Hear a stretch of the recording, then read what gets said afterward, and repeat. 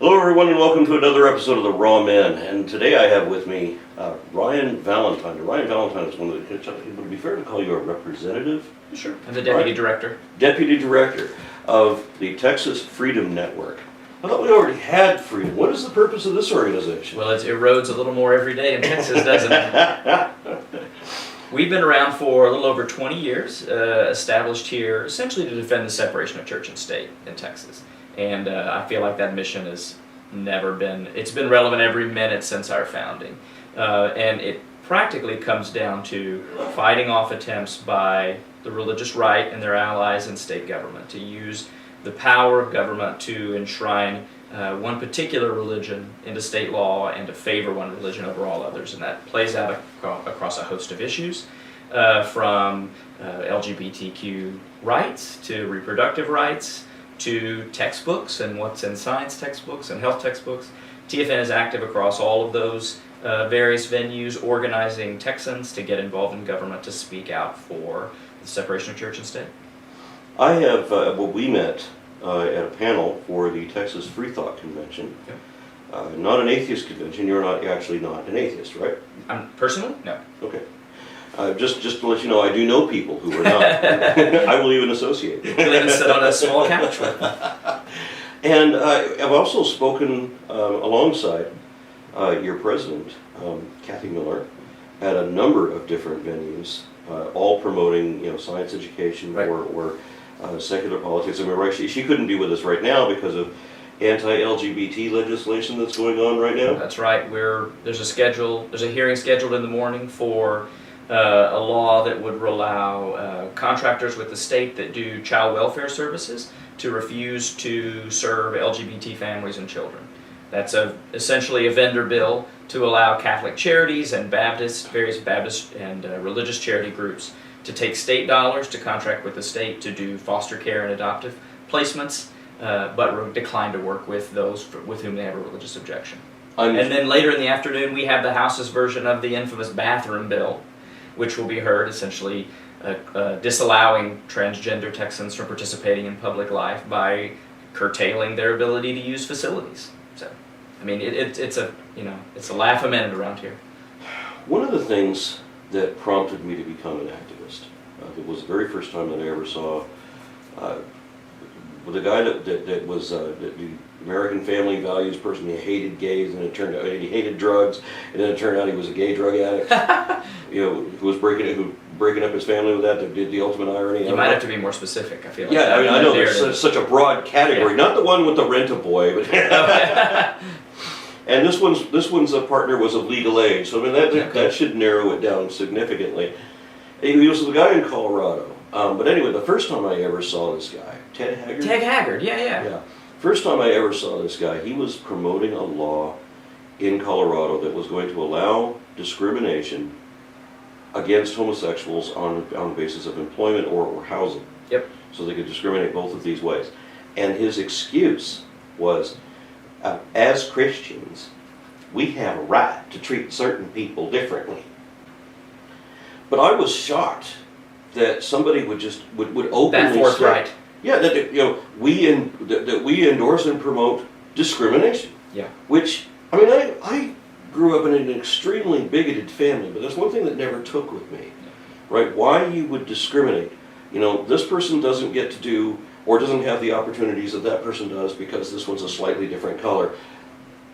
I don't understand how anybody justifies that. That's just the way that I see things. Well, that particular approach we've seen get a lot of traction just in the last 2 years after the Supreme Court decision creating marriage equality. The Obergefell decision, last summer? Mm-hmm. This is the argument du jour among religious conservatives that fine, we may have to give them the Constitution, and courts may compel us to allow them to get married, but our faith means we shouldn't have to serve them in our business, or shouldn't have to serve them even if we're a representative of the government.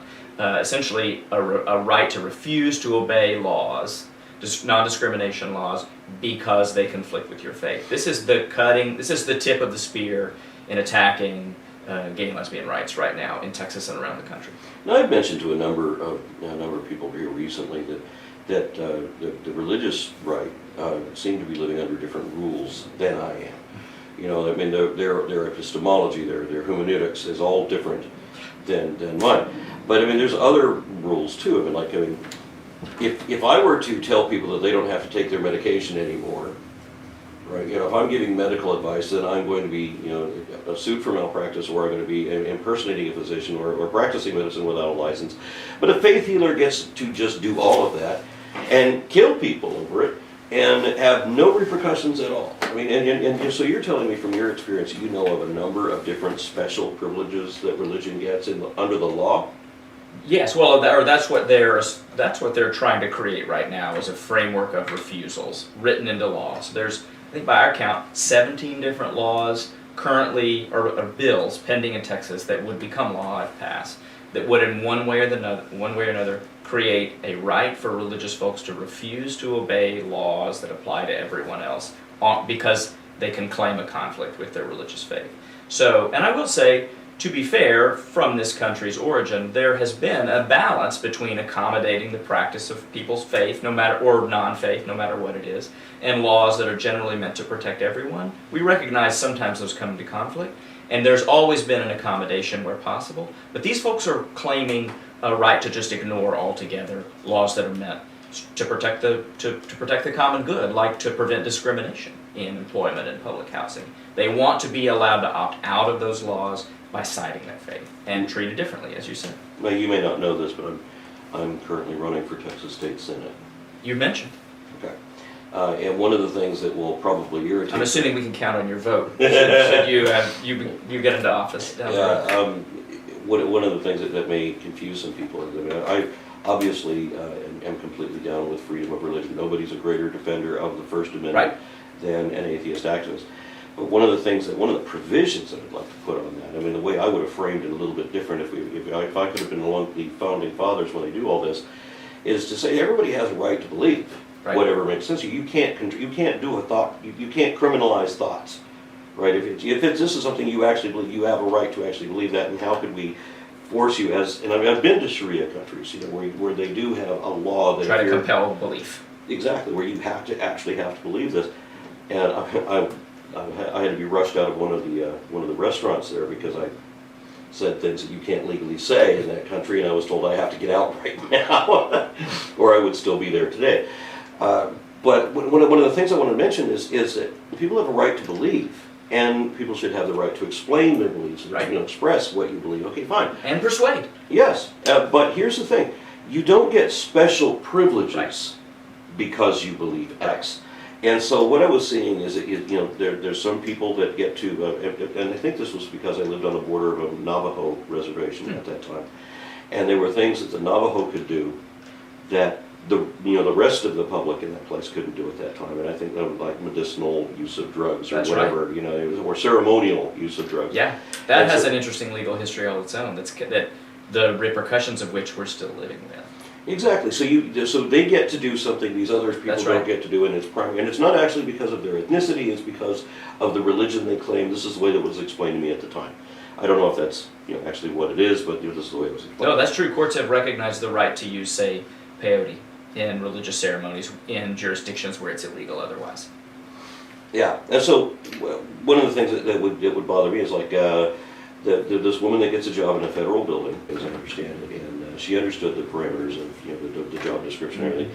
You can't bring weapons into this place, right? So she gets the job, and then after she's secure in the position, then she announces that she has always been a Sikh, and that she has this religious obligation to bring her ceremonial dagger. And you have this court case, and if I remember correctly, I remember that I think the court sided with her that she can bring the dagger, but that might not have been actually decided yet. Okay. But I mean, again, it's a special privilege. If you claim this belief, then you get to do things other people don't have the right to do. So I mean, the thing about wearing a colander on your head, for the spaghetti monster, flying spaghetti monster. I mean, I understand. I understand the joke behind that. However, the state should have seen what this means. Right. The absurdity of the system. If you're going to legitimize a colander on somebody's head, then where's the difference between the fake religion and the real religion? Is there such a thing as a real religion? Right. Right. So I mean, they shouldn't have allowed headdresses and veils and all like this for anybody. So there are no special privileges for any religion. That's the way I would say it. So today, I'm in Austin, has been for several times giving the testimony for science teaks and such, and we were sadly outnumbered today. It's true. Yeah, and it was one thing that I got out of this was you had somebody from a faith values group, and then Texas Values, and then you got the Discovery Institute, Dallas branch. And what is it about these guys? They all kind of look the same, I thought you were going to say they all headquarter in Texas, which is true. They all eventually make their way here for their headquarters. They all kind of have that Mike Brady look. Yeah. And then you have this. It was an admission between this guy and the questions that they ask on the board. And every time it was a creationist that gets up there, the board has questions for the creationists. And they have a great deal of appreciation for the creationists. Of course, yeah. I don't know if were you up there I think you were, for the social studies. Sure, many hours. So you remember when you had this Hispanic and Native American guy that shows up and he's wearing his uniform, and he was reprimanded for showing up to give testimony wearing a uniform to represent the country? Right? And they tell this guy to get out, that it was inappropriate to wear an American uniform to come and give testimony as if he's a representative of the U.S. government. Yeah. And then they have a Navy officer come up to argue their side, and they're just pouring praise on the guy. Yeah. So complete hypocrisy. Well, the same thing's going on with the creationists. Yep. So you get the Discovery Institute guy and says, well, we need to be able to put in the word evaluate or examine so that teachers can feel encouraged to talk about strengths and weaknesses. Yep. And he actually used these words. And then so the guy on the board says, well, yeah, we should be able to teach the strengths and weaknesses. And let's use the word identify, or let's use the word examine, either one of these words, however it works, to allow teachers to tell their students that, hey, maybe this isn't true.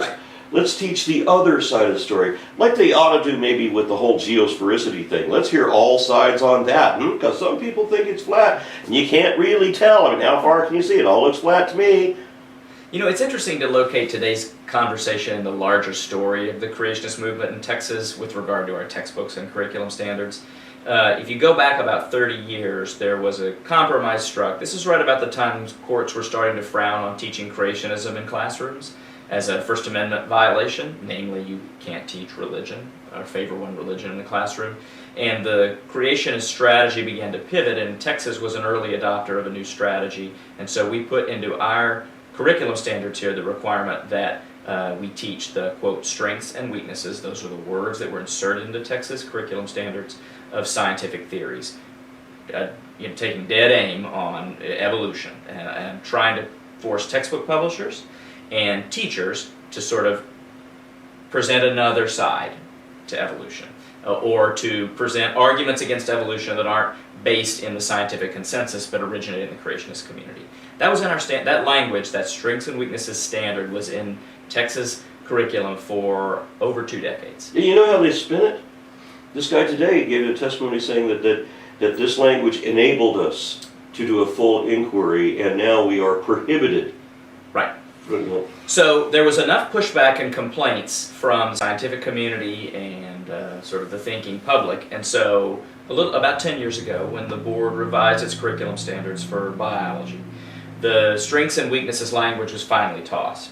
But they succeeded in getting something that is probably equally problematic, and the language became teach all sides, which again was a code to teachers that they needed to teach more than just the scientific consensus around discussions of evolution. That's been sitting in our standards for about a decade.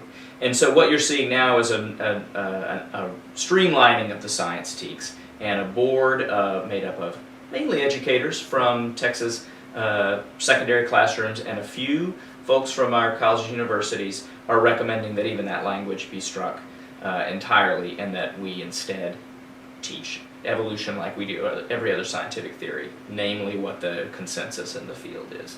And so it's interesting when you see now these folks are coming today and begging, well, at least let's put the word evaluate in there. If you can step back just a little bit, you can see they really we're sort of over time pushing them further and further into a corner. so that they can't even any longer openly advocate for strengths and weaknesses or teaching all sides. Now they're just on their knees begging for a scrap of evaluate, and with any luck, we'll be able to even fend that off this time and finally get rid of the last vestiges of this, these creationist buzzwords out of the science standards. But as you saw for yourself, and you've seen over the years, once these decisions go into the hands of the State Board of Education, it's a crapshoot what comes out on the other side. Yeah, but we'll know soon. Yeah, you're also a lot more hopeful. Well, Because, I mean, you hear people talk about, or in past generations, because I'm an old guy, you hear people in that past generations talking about, since the Great Depression, or since the war, since the fire, and now it's going to be since the election. So true. Yeah, we've got an entire administration of science deniers. Yep. Of like all different types of science. And like the one guy in the cabinet said that that Earth has experienced a lot in its 5,500 year history. Right. For example, I mean, climate change, vaccinations, just everything. Yep. And Texas has its share of these folks at the national level advocating this nonsense. So I mean, you get to thinking that even if you could beat the Board of Education Yeah. for this. Oh, I don't mean to present that level of naivete. I mean, I'm hopeful that we can get the actual language out of our standards, which would be an important step forward, but I'm under no illusions that would eliminate the agenda to undermine science in 1,000 other ways, including in education. What else does the Texas Freedom Network deal with, if not? Because every time that I've had dealings with you guys, it's been the whole State thing Board. about this. Well, there's a lot more to State Board than just science. You've referenced it already. We have perennial fights about what we teach in social studies and history classes, and there is a strong contingent of members on that board, and has been for a long time, that want to teach a very whitewashed version of American history that minimizes the ugly parts and sort of glamorizes, Yeah, for anybody that heroicizes the... For anybody that doesn't remember, I did a video where we talked about this, where it's literally a whitewash in two ways. That everything that was potentially embarrassing for the government or the country was to be eliminated from history. So you're not even going to know about things like the Trail of Tears, Right. or the Japanese internment, or insisting that slavery wasn't a primary cause of the Civil War. Yeah, anything. You're right. This kind of denial was going on, Yep. and then at the testimony you had representatives of all these different ethnicities and alternate religions and everything that were saying that we have been written completely out of the books. Right. I mean, you can't. Or they get a paragraph, whereas the history of Christianity's influence on this country gets whole chapters. Yeah, and then it's not just whole chapters. It's like you would think that Moses was one of the founding fathers and everything, because they actually said that Moses was a historic figure who was born in the 1200s.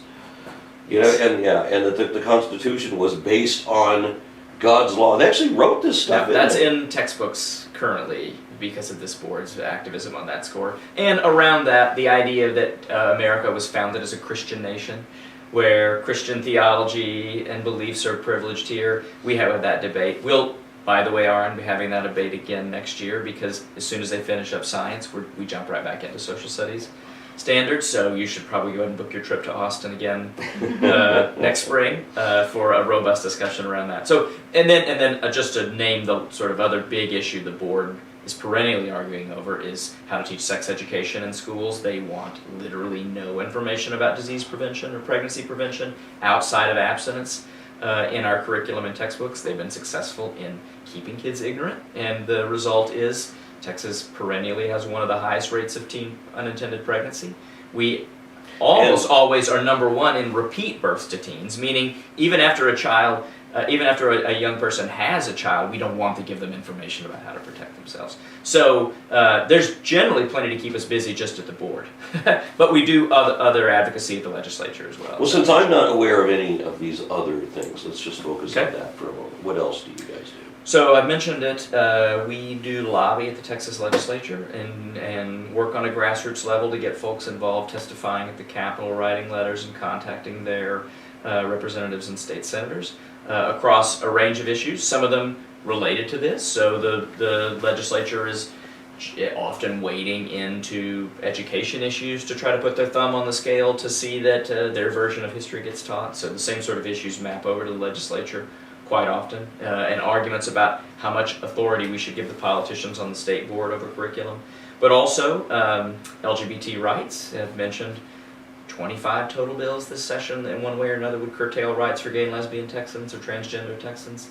We work on reproductive rights, where the religious right is very active here in trying to deny access not just to abortion care, which is what you hear about, but crippling funding for birth control and family planning, and that's resulted in the sort of sad state of affairs that I've already mentioned to you. What do you have to think about, your country? I was always, I felt patriotic. I was always proud to be an American. Yeah.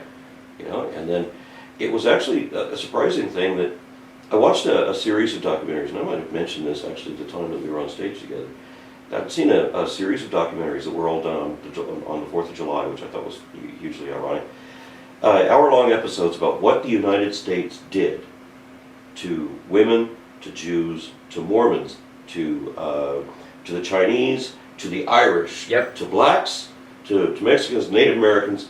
Right, so we got 8 episodes, hour-long. This is all since the Civil War. Yeah. And horrendous stuff that was put out in legislation by senators. Right. Right? The Mormon execution order, for example. Right? So for somebody that doesn't know, that was actually legal to kill Mormons in the state of Missouri, and that law was not repealed until 1976. Right. So you have all of these things and it was illegal in California to hire a Chinaman. Right? So how do you have 200 legislators pass a law where if you've immigrated from China and you're not allowed to have a job? How the hell do you pass a law like this? And does nobody notice that it's not constitutional? Right. Right? So people say you don't have to worry about things because the Constitution will protect us. No. Who's going to protect the Constitution? Yeah, right. Well, and it takes a brave person to come forward and challenge that in courts if you're ever going to force the constitutional right to be recognized by a state.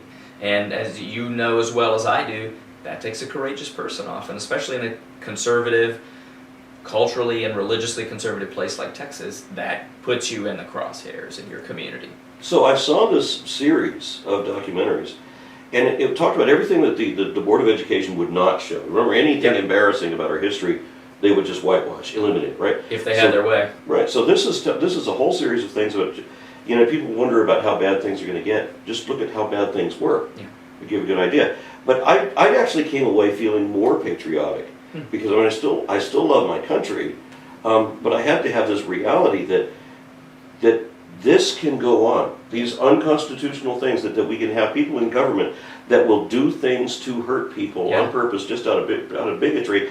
And so you have to be active. You have to be involved. You have to be aware that this is going to happen. Yeah. And this is the reason that you have to vote and have to pay attention to what's going on. Yep. And so people, the biggest complaint, as my wife and I are both being political activists for a while now, is all the people that say it's a broken system and you're not going to contribute to a broken system, so you shouldn't vote.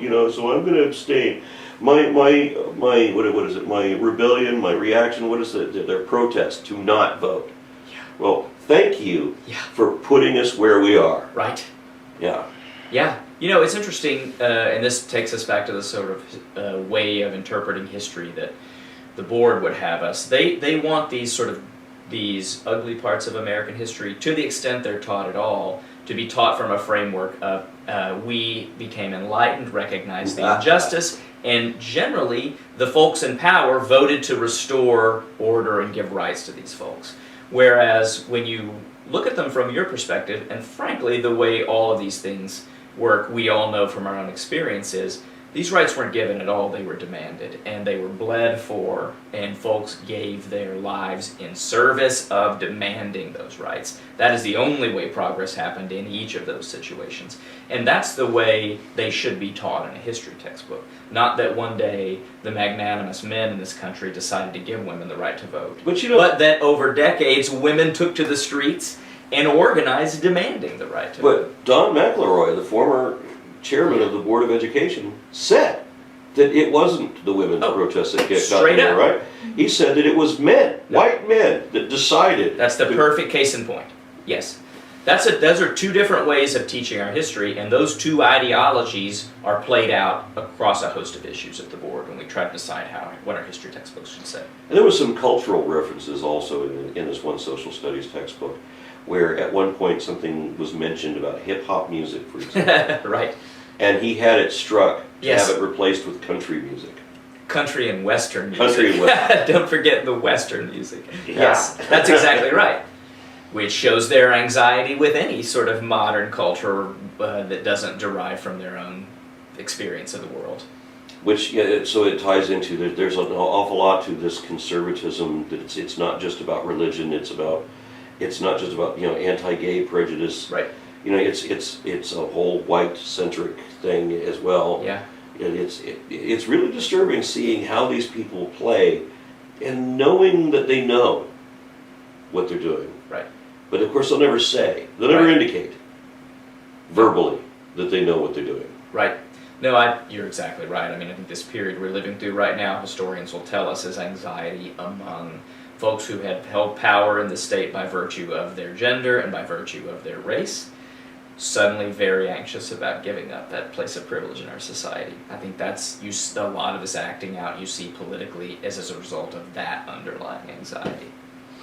Yeah, well, I don't know where to go on from that. I'm personally quite frustrated from all the testimony that we heard today, and just I'm kind Well, of. let me give you a little bit of hope. The January board hearing that preceded this one, the forces of rationality, the scientific community and the teaching community showed up in far greater numbers and outnumbered the creationists 5-1. And I think what you saw today was a reaction to that by the Discovery Institute and the creationist groups responding and trying to throw a Hail Mary to rescue, to get their last little bit of propaganda into the Texas science standards.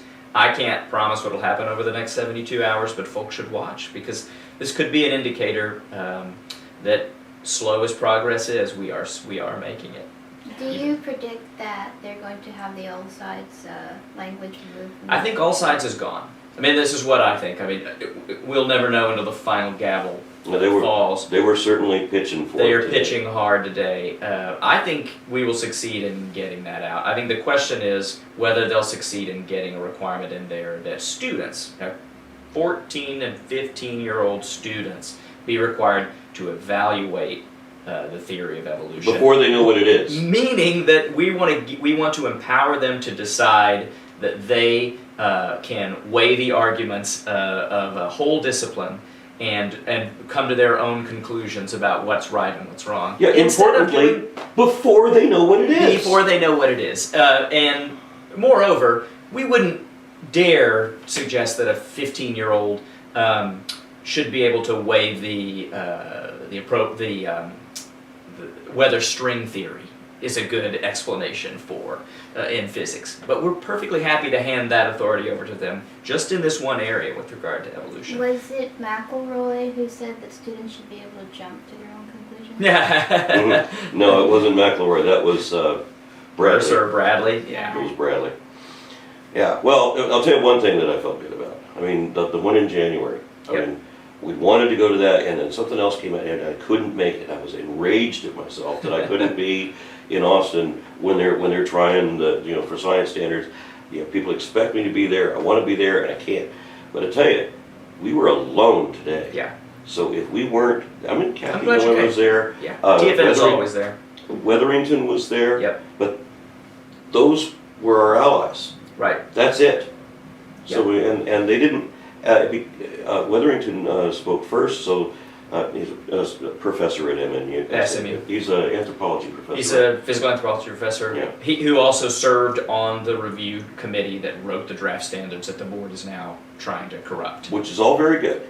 However, he couldn't, because he's one of the first speakers, he couldn't have predicted the stuff that was going to come up in testimony after that I was able to address. So it was her and I, essentially, toward the end, and that we were bringing the only arguments against the other testimonies. Right. I think you have to. And so if we didn't make today, that would have been a loss. No, I'm glad you did, definitely. Yeah. And I think in some ways we need to view it as a positive when these folks come and lay their agenda on the table. Because the board members are very clever about hiding it, and they'll just say, well, we just want to promote critical thinking in our standards, which is code word for what they mean is rehearsing bogus and discredited arguments against evolution. But when we see these guys coming on the public record from the Discovery Institute and Hyde Trotter, who's always down there, sort of these old guard folks, they are not advised of the new playbook, so they just say right out loud what they want. Namely, they want students and teachers and materials used in Texas to denigrate evolution with discredited arguments.